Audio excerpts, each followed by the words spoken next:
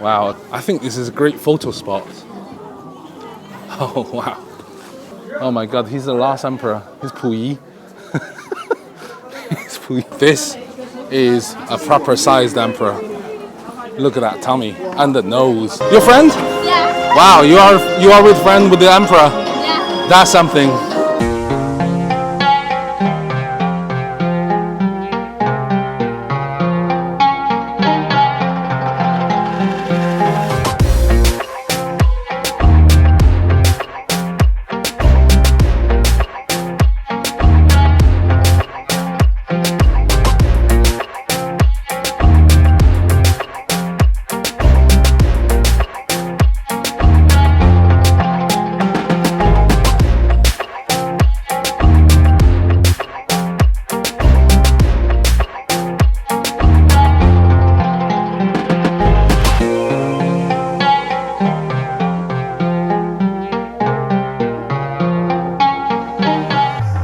Okay guys, it's the second day here in Shenyang. I have taken you guys to a very special place.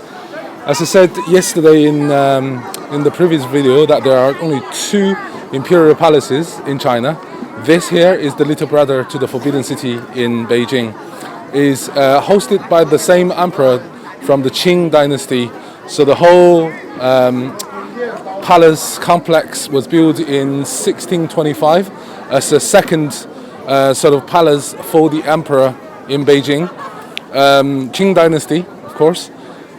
The emperors was a ethnic minority, so they are not Han Chinese, they are Man Chinese.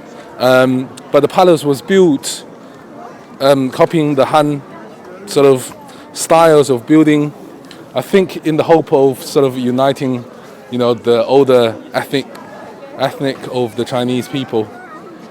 But yeah, let me show you the palace. This is not as big as the Beijing one, but still very, very impressive. And today is Sunday, so let me just show you around. Sunday is busy here in China. So many people are here to visit.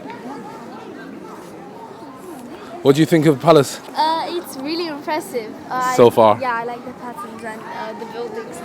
Right, so let me just take you around to the quieter sections of the palace. Because as you can see, the main parts, there's lots of tour groups.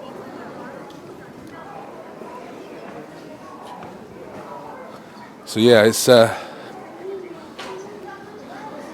it's mind-blowing to see that all these structures was built 400 years ago.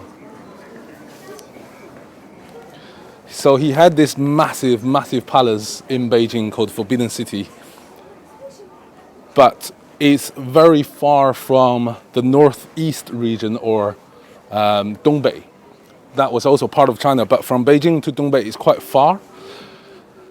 As I said, when I was young, the journey takes about all night by train. So back then, a few hundred years ago, that journey is almost unthinkably remote. To keep the Dongbei people happy or content or under the rule, so to speak, as a control sort of mechanism, the emperors, Nurhachi, decided to have a second palace right here in Shenyang. Hence, Shenyang has gained a rather important political, economical position since then. But yeah, it's what really 400 years ago put Shenyang as the city that it is today, and the second city only in China to actually have a palace. So everything that you see here in Shenyang, everything that you will see in Beijing, the Forbidden Palace, is built by the same dynasty, the Qing dynasty, which was the last dynasty, imperial dynasty in China, ending with the last emperor.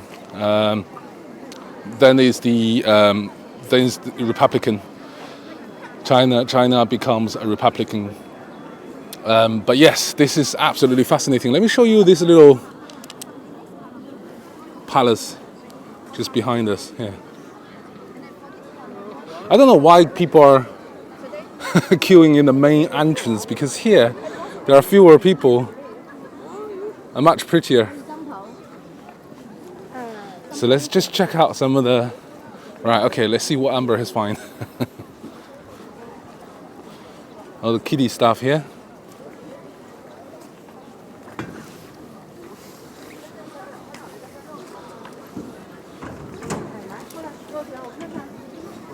Okay, what are you? Emperor. No, that's the emperor. You've stood in the wrong place. You're the soldier. No, this one. I think it's this one, the one in yellow. It's always yellow, yeah. A small emperor. Right, go on. Give us some orders, give us some rules. Go buy me 100 McDonald's. Oh my god, that's the... Now. The emperor has decreed 100 McDonald's shall be ordered directly from London to ship to Shenyang.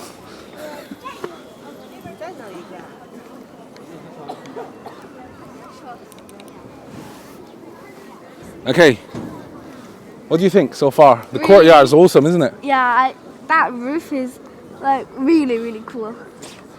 We're gonna find out what that is for. Yeah. But before we do that, shall we go check out the lanterns? Or no, we'll come back later for the lanterns. Right. Come on, let's see what's inside. Oh, these little houses, I mean. By the way, the Shenyang Palace is significantly smaller than the Beijing one. Beijing one, as the name suggests, literally is a city-sized palace.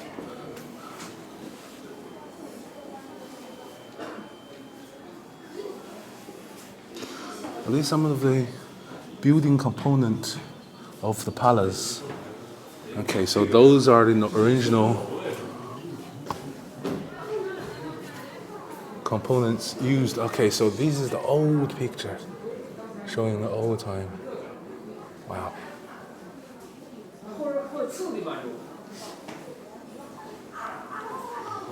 Okay, after succeeding to the throne, Huang Tianqi, on the one hand, enlarged the imperial palace and built venues for handling administrative affairs and dwellings, and on the other hand, renovated and expanded Shenyang base on a renewed blueprint modeled after ancient capital. So feel free to pause the video and to read the rest of the introduction. It's quite interesting. Wow, today's weather has been gorgeous weather. Again, just like the other day in Dalian. Oh wow, I have a cannon.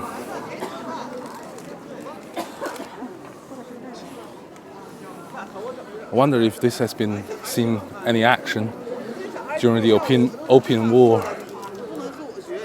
I doubt it because that was mostly in the south. Don't think it reached Shenyang. I mean, it certainly reached Beijing, but that's the capital.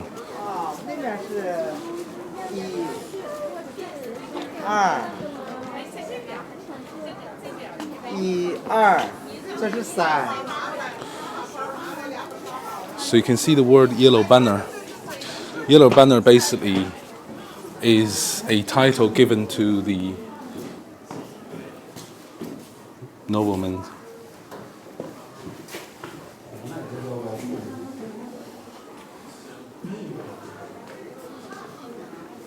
So there are different levels of yellow banners. You have the front, you have the side, and they have different numbers. I'm not entirely sure. We were taught that in school, but I was a pretty bad history student, so I wasn't really paying much attention, to be honest.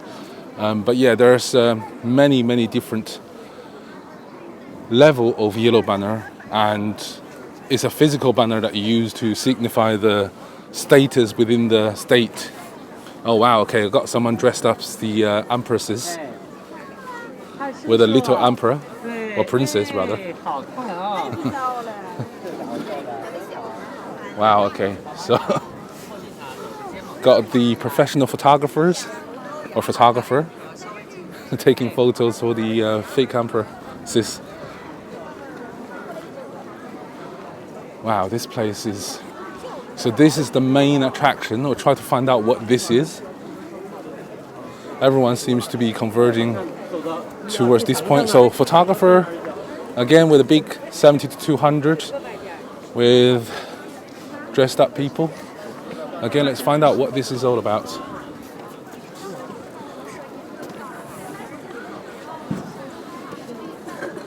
Okay, so according to the information, this is the earliest construction of the palace.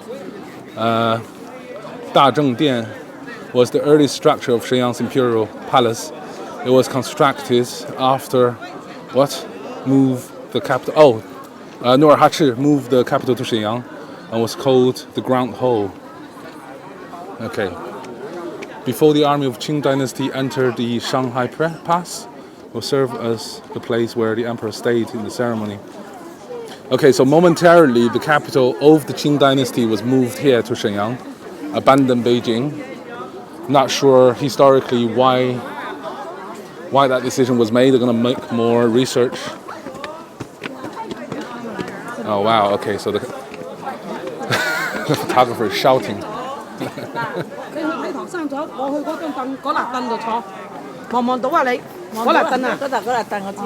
Right, I just heard someone speaking Cantonese, which is rare. Oh wow, okay, so the earliest structure. So the imperial seat. So I can imagine the emperor sitting there, giving decrees, meeting noblemen.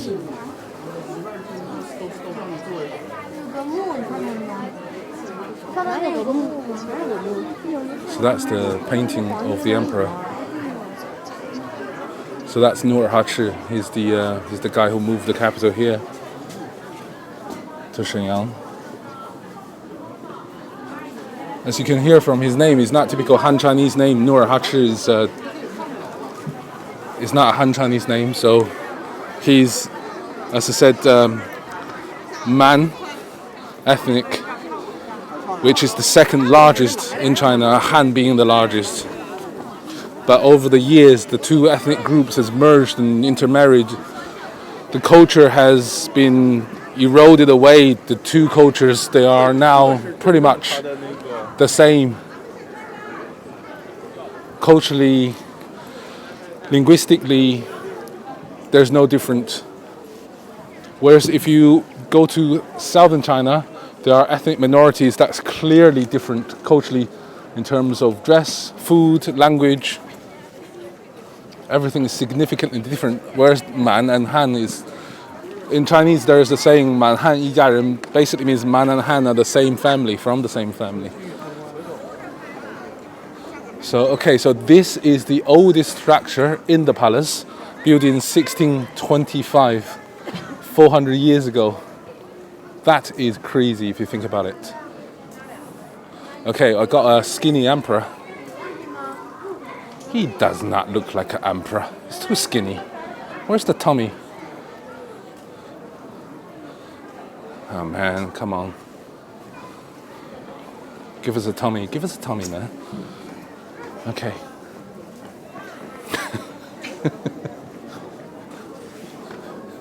We need to knee before him. What's your decree, Emperor? Give me more wives. I need more wives. What do you think? Yeah, Emperor's too skinny, right? This guy. Yeah. Do you like the palace so far? Really cool. Can you imagine this building behind us? Yeah? It's older than Grandpa.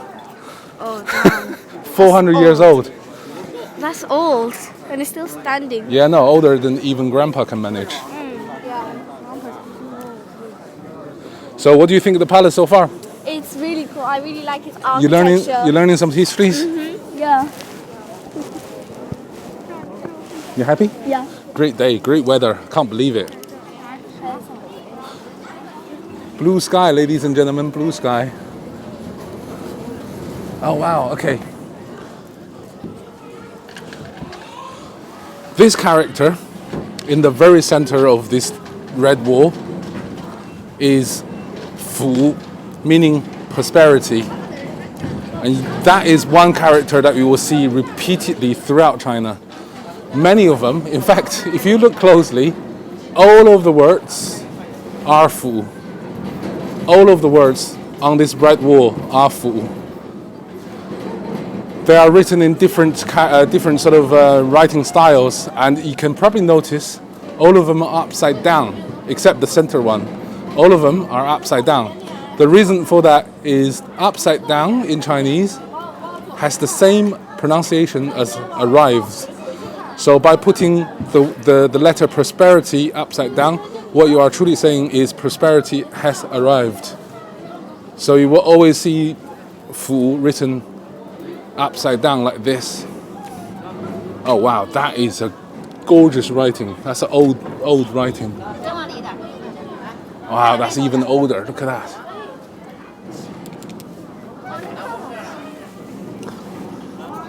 I think where's the ladies? The ladies there is using some creative photography skills, trying to get some. I think what she's doing is trying to get the shadow or just lighting of the word Fu on her friend's face, standing behind the wall. I think that's what the idea is.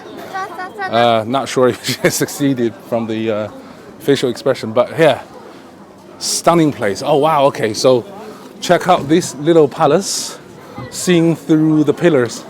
Let me show you. I think this is a great photo spot. Oh wow, I'm having a very good time. Do you know, I've been here with my mom many a time as a child. I never really appreciated it as much, but now I'm bringing it to the international audiences. I'm feeling the excitement that some of you must have been feeling. This is a truly, truly beautiful style. Oh wow, the writings. 山河锦绣 万福之源. So 万福之源, this word here means the source of all prosperity. The beginning, the source. Wow, the writings are absolutely gorgeous. Okay, let me ask Amber, see if she knows why the letters are writing upside down.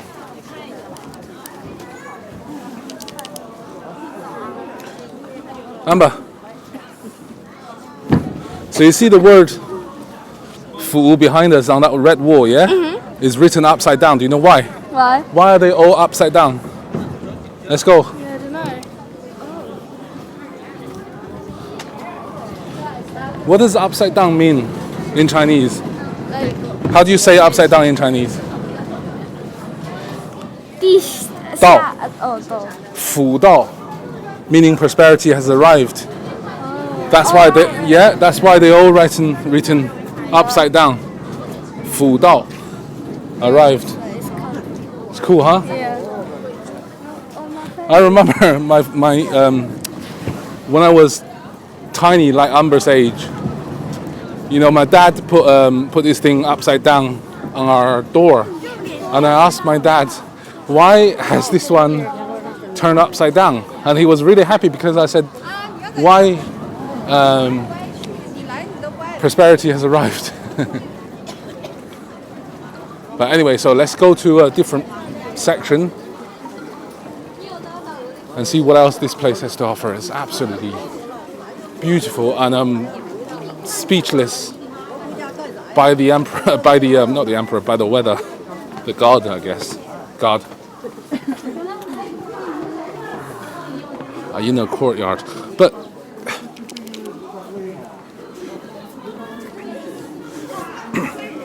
can you imagine being an emperor? I mean, of course, you have so much power. You're literally holding power of people's life and death in your hand. But to gain that power, you really lost freedom, meaning that your whole life you are pretty much imprisoned in this palace. Of course, you can go out, But you have to pretend not to be the emperor because many people want you dead, so you can't really do that, and it's such a hassle. For a travel bug like me, I don't think that's the life I would choose. I mean, however grand the palace is, I mean, if you go to the Beijing one, it's city-sized, but still you are pretty much spending the rest of your life in that palace. Now, I'd rather traveling around and be not a pauper, of course, I need the money, but I wouldn't want to be an emperor.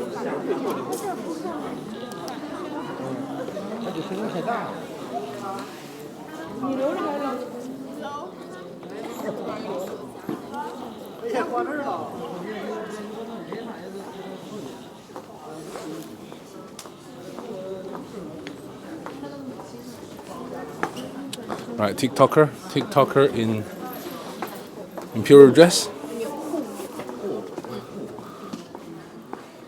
Ah, look. I love the grey bricks.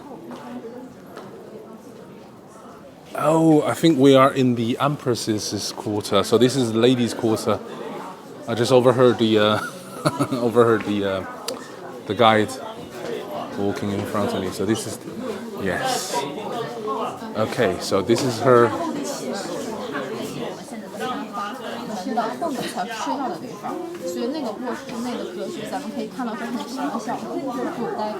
So this is Empress's resting room. That's her study.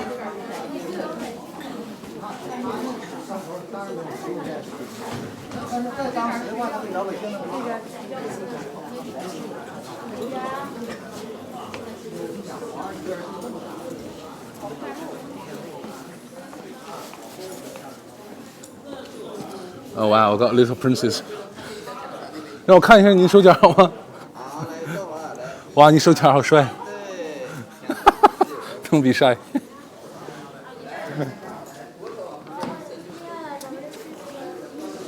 Okay, so I've seen a fake emperor, and now I got a fake empresses. So the nail thing that I just showed you on the little kids, that's designed to protect their nails. They want to keep their nails long. I don't know, it might be in Man culture, it might be signaling the beauty of a woman. I'm speculating, of course.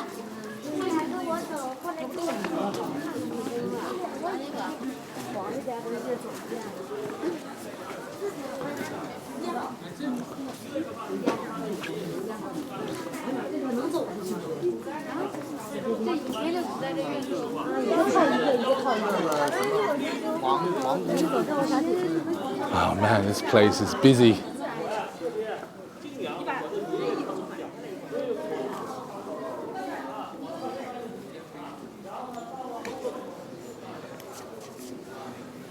Oh wow.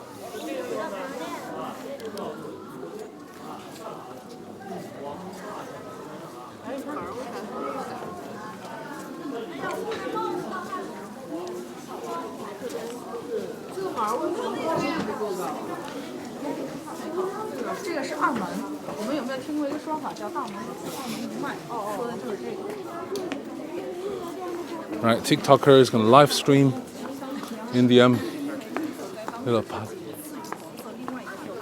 Okay, I've just eavesdropped some other information. Why the lady asking why there are so many green color being used here. So as you know, yellow is the imperial color, red is the color signified austerity. Green, the tour guide just said, is the second color, second only to yellow, favored by the emperor. So he always, all the Chinese palaces, you'll always see green. Right, a little kid emperor there. Oh my God, he's the last emperor. He's Puyi. He's Puyi.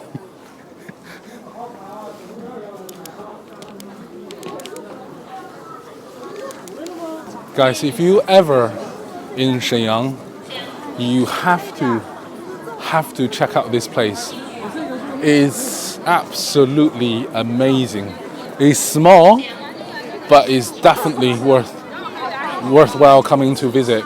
There's so much history you can learn. The Qing dynasty is perhaps, because it's the last dynasty in the Chinese history, holds so much meaning to the contemporary Chinese population, the general thinking of the Chinese culture. It has perhaps the largest influence precisely because it was the last dynasty and is tumultuous as all last dynasty has to be.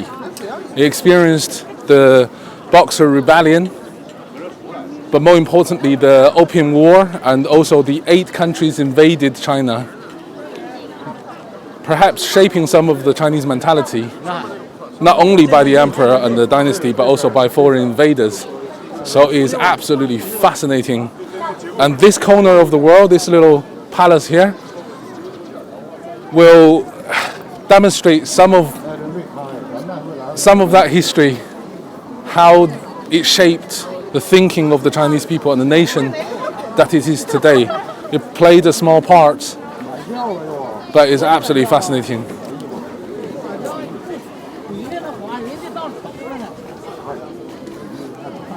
Oh no, that's the way out. I don't want to go way out yet. Let me see if there's. Oh wow, there's so many people. It's Sunday. It's Sunday and it's great weather. I guess being a photographer today is going to be a pretty hard job because you have to find obscure places such as this to take nice photos.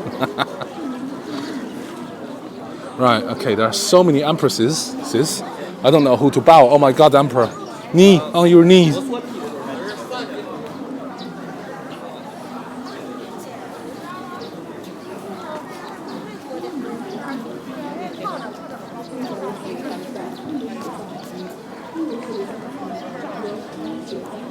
Alright, let's check out this obscure little corner.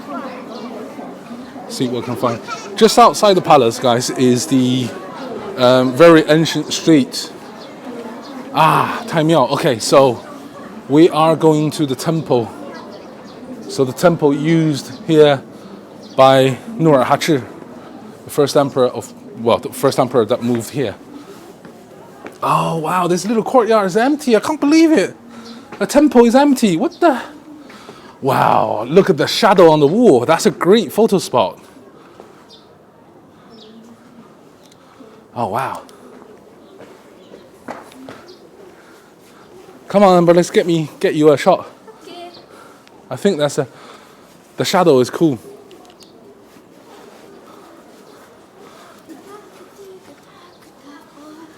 Oh wow, look guys, this is so quiet. People is missing out. They're not coming here.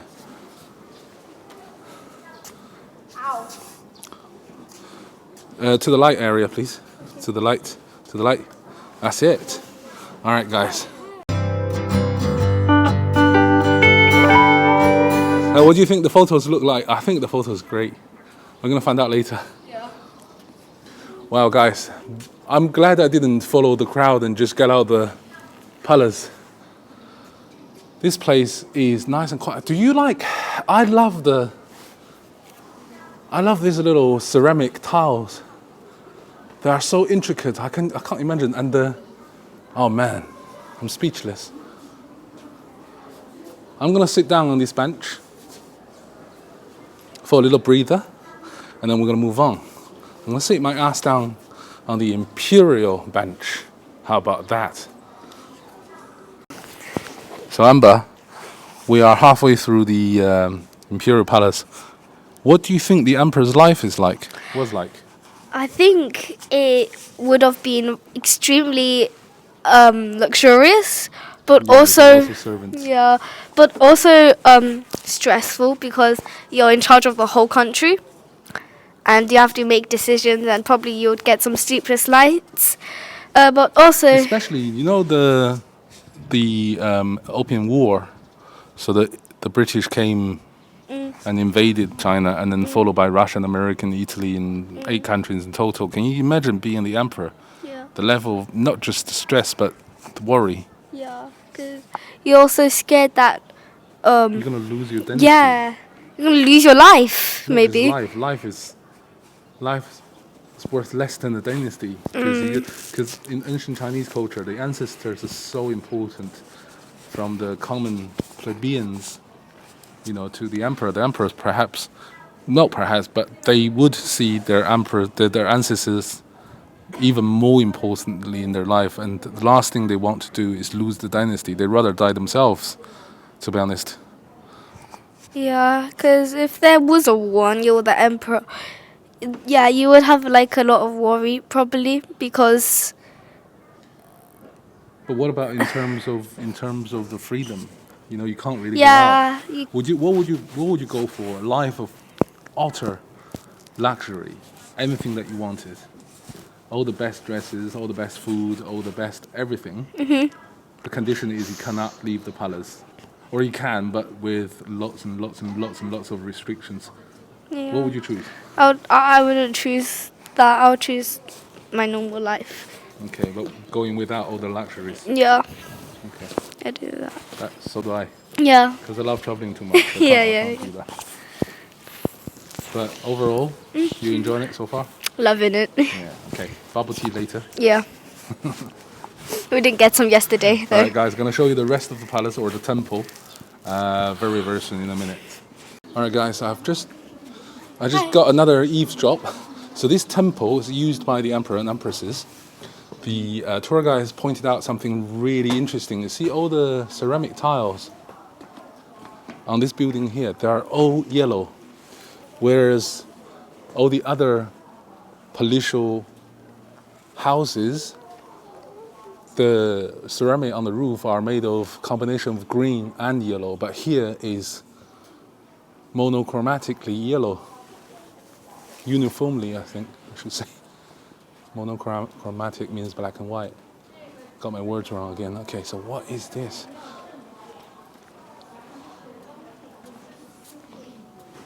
So I guess you burn incense here.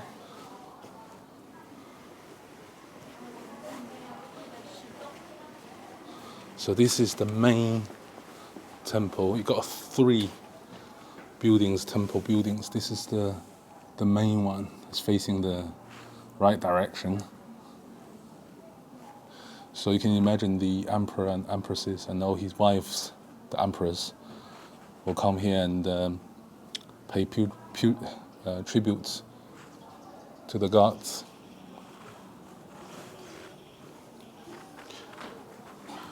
Or Buddha. I'm not sure whether or not during that time China was a Buddhist country. Buddhism is the main religion.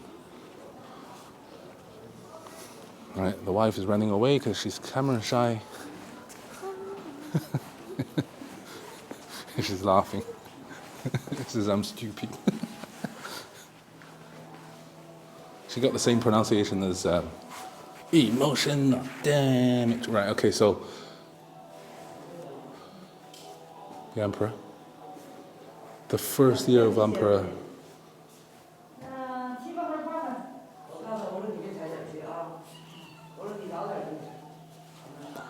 I can't believe the temple is so quiet. So this structure, from what I read from Baidu, was built after the entire palace has been completed. The emperor needs a place to sort of like pay tribute to the gods. Because in Beijing you have the Temple of Heaven. Here in Shenyang you don't. So they built a temple to mitigate that shortcomings. But it's just so quiet compared to the main palace. Oh wow, okay. Oh, this what's what it will be look like.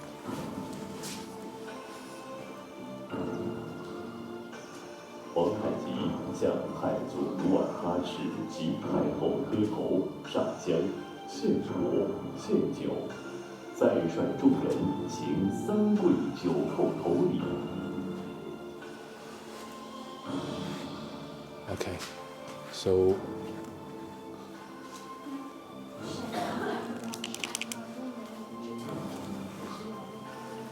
as I've said before, the ancestors in Chinese culture plays a pivotal role. And back there, that little animation just told me that the temple here was built not only for the god, but for the imperial ancestors. So when they kneel and bow they are not only paying respect, tributes to the gods, but also their ancestors. As I said, it plays such an important role in Chinese culture. The children must look after their parents, and there's nothing wrong that parents could do. Children see their parents almost having a godlike status in their family, and that has always been the Chinese culture from the first emperor Qing all the way down here. As you can see, the Qing dynasty, the first one is Qin, the last one is Qing, so same letter but different pronunciation. Wow, okay, so I can just, standing in this little courtyard of temples, and just imagine what it was like 400 years ago.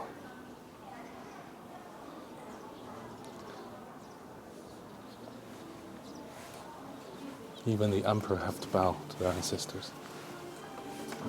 That's crazy. Not crazy, sorry, I'll take that one back. That's astonishing. That's worthy of prize.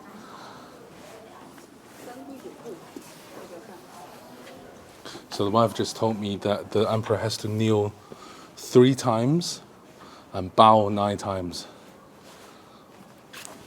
三跪九叩.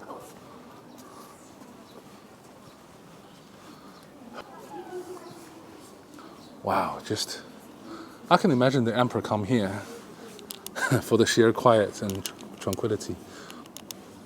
What I want you to know, Amber, is that this was the actual emperor's palace. You are standing in history. You are sipping right here in history. I mean, this is not to take lightly. I mean, you can see the houses. You can see, oh yeah, there's a bunch of houses, really good looking. But right here is the accumulation of part of Chinese culture, history. What do you think? I mean, I think struck. I'm really lucky to be here and to witness all of this stuff, because most people don't really have the opportunity to come here and look at the culture. This is who you are. I know this is imperial, but without the emperor, there wouldn't be a Chinese civilization. The Chinese civilization, as we are the product of, was also a product of the imperial past. Yeah. Without the emperors, whether you like them or not, this is part of who we are. Yeah. I mean, not honored. I don't feel honored. I feel enlightened. Yeah. Yeah? Bubble tea time? Yeah. Okay, guys, as I said, some really interesting structures on the outside. We're going to go and check it out and get some bubble tea. So, these parts... Oh, wow.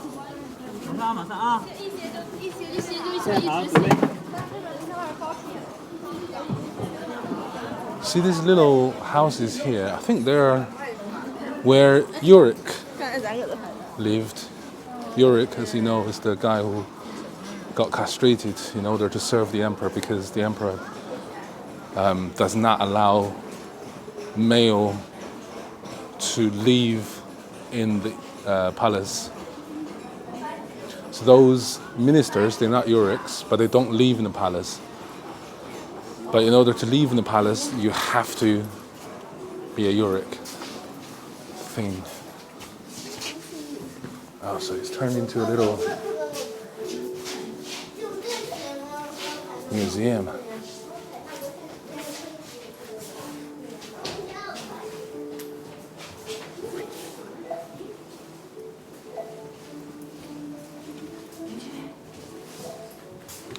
Although it's much smaller than the one in Beijing, but if you really want to take your time and find out more detailed and seeing every expedition properly, then it will probably take you all day to do.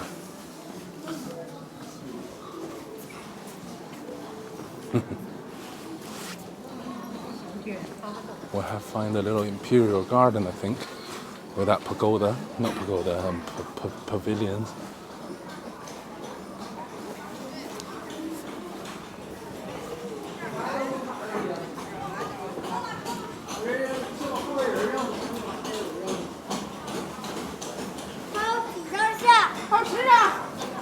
The emperor has spoken. He asks how many more photos left. Guess he's fed up.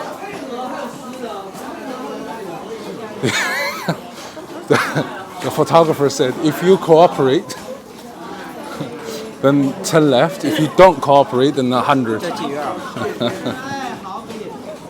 Oh wow, seems to be a popular.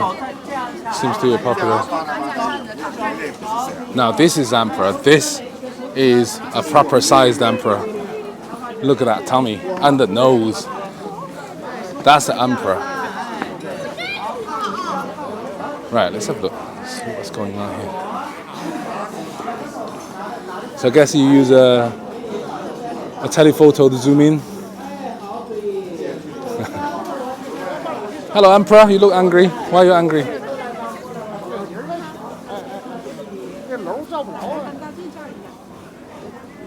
Right. So this is, I guess, this is Emperor's little garden. 沈阳故宫是全国重点文物保护单位，依据《中华人民共和国文物保护法》。Oh wow. Okay. Oh, okay. So this is the doctor's assistant. She's using them all to make medicines for the palatial employees, I guess. Oh wow, okay. So the little corridor that the emperor can walk in the drizzle all the way there to see the pavilion.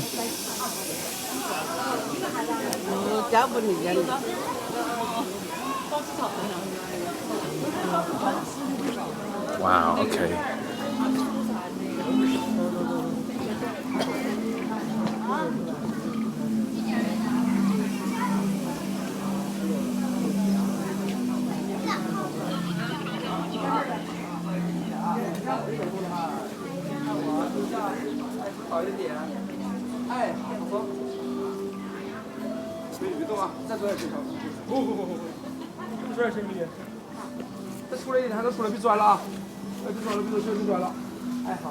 Photographer says don't fall down.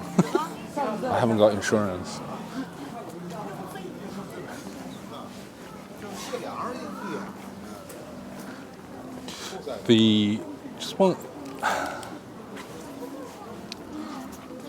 I want to take this opportunity to tell you a little bit more about the wife system. The emperor has, any given emperor has thousands, not precisely called wife, but his women. He only has around about 10 wives, but he has thousands of women that serve him. And the political system between the wives, the jealousy, the vengefulness of those women are some of the cruelest you can find in any sort of imperial system. The overwhelming, so the figure in the most powerful position, of course, is the the emperor's mother, followed by his first wife, the empresses. The mother would be called grand empresses. She holds the highest amount of authority amongst women in the palace. So all the women of the emperors fear her and try to do whatever is necessary to gain her favor. It's not always easy. Sometimes if you fall foul of her, then not only your life is forfeit, you really wish that you are dead. The politics in there are so intricate and difficult to manage. So just give you one example. One of the sort of women of the emperor during the Qing dynasty, this is actually just before happened to the last emperor's dad. So last emperor's dad, one of his women, fall foul of the grand empress's, fall foul of her. The reason for that is because grand empresses accused her of keeping his son all to herself. She got angry, to punish her, this is what she did. She asked people to cut off her legs and arms, so all she has now is a torso, and kept her alive in that form, just the head and the torso, for as long as she lives. Can you imagine the level of cruelty? The Grand Empress is not someone, it's not a nice kind of woman, not at all. She's just an evil old woman. Anyway, that's the political judgment. That's not for me to judge, but just reading the book, reading the information, I can't help but to hate that woman. But anyway, no one deserves to be treated like that. But that's part of history. That happened in the Imperial Palace in Beijing, the Forbidden City, not here. But it's the same dynasty. So it's one of the women of the last emperor's dad.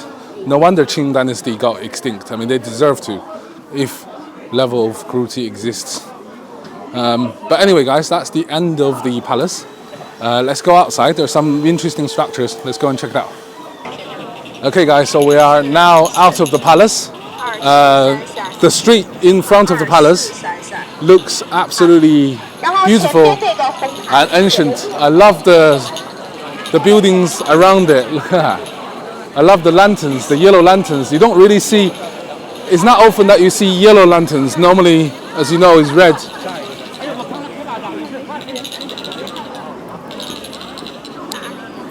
So you can see the yellow lanterns. We got more empresses want to be. Do they even know the history behind the what it's like to be a emperor's wife? Not fun, to be honest. Not fun at all. I love the lanterns. Right, so all these guys here, they are renting dresses. So if you look behind you, it's just, wow, a little scooter has a lot of power.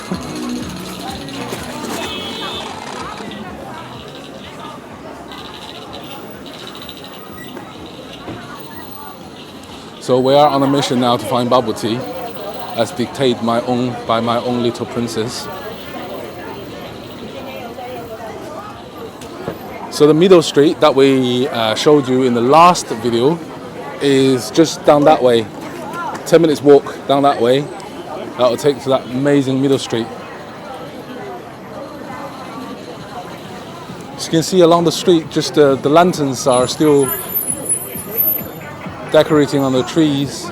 Then the imperial lantern is yellow. I guess for commoners are red. Anyway, we're going to...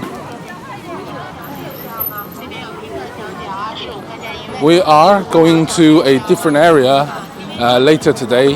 Hopefully we have enough time because we're leaving the city today, going back to Dalian. So hopefully we will have time to explore Hunan. Hunan is a new area of Shenyang, south of the river. It's really pretty, really modern, relaxing sort of place to go. So hopefully we got to see. But let me just show you the street here. In the evening, this will look even prettier with the LED lights along the trees, and the lanterns are lit up. A little garden on the right. Beautiful place. So keep walking, round about, as I said, 10 minutes will take us to Middle Street, or Zhongjie, that we showed you in the previous video. This is a nice, pleasant walk. My wife, before coming here from Dalian, was worried about the temperature. But the temperature is absolutely pleasant. The weather was amazing, is amazing. I reckon right now it's around about 13, 14 degrees. And with the sun at my back, don't feel cold.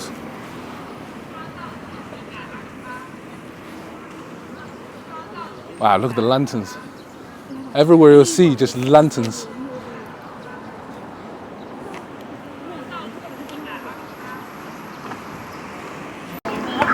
Okay, so this place here, across the road, is a comedy theatre. As I said in the introduction from the previous video, Shenyang is famous for producing some of the best best stand-up comedians in the country. Also, of course, heavy military equipment. But yeah, it's a grand building. Look at that. It's an awesome building. More old stuff on this side. Ah, look what Amber find. Amber has found a cute emperor.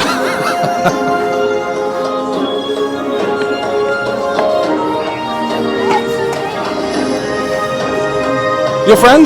Yeah. Wow, you are with friend with the emperor. Yeah. That's something.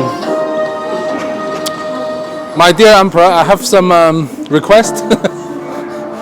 I need 1 billion jillion pounds, please. Tell your friends.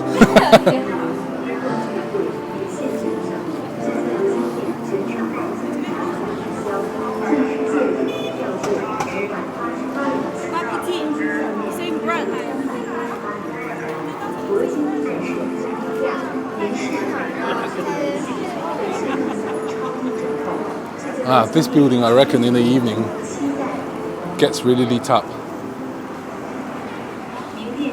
You see that building to the left, that Louis Vuitton look-alike? That marks the middle street. So we are going for bubble tea now.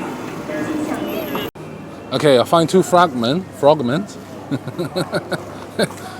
你好，你好。Frog person, apparently they are very popular in China. They're doing stupid dance, stuff like that. So, as you can see, we are back in Zhongjie, Middle Street, in the hope of finding bubble tea and some food. Not in the hope, we're sure to find some, of course. Hi guys, we find this amazing restaurant. They sell chicken bones.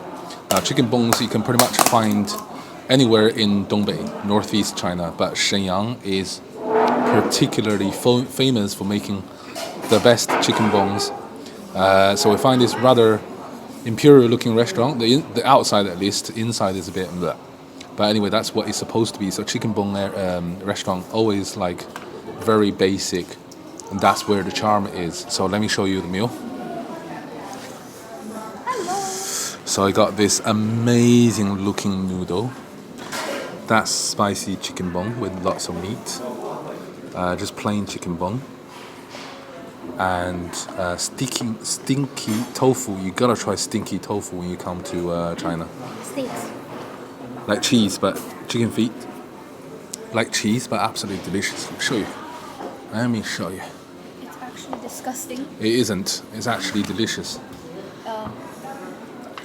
It is absolutely delicious. Okay, so.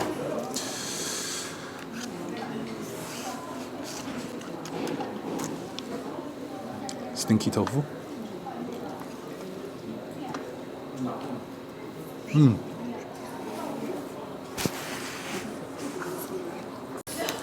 Sorry, my memory card was full, so I entered a new memory card. The black stinky tofu was very stinky, but delicious. It's like cheese. If you think about cheese is stinky, right? But when you eat it, it's delicious. Same thing here.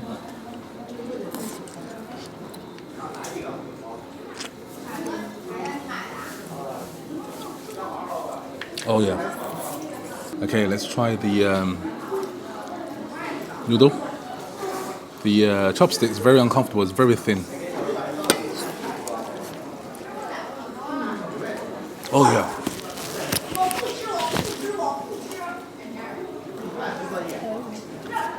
Very good.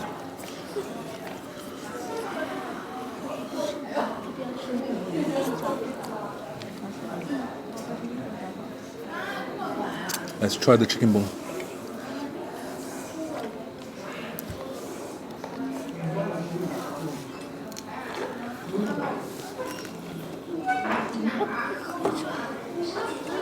Oh, very good. Enjoying it so much.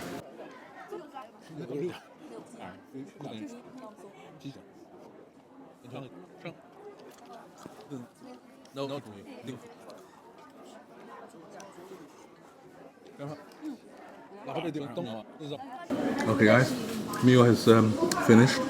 We couldn't finish everything. Such a huge portion, and the lady is not particularly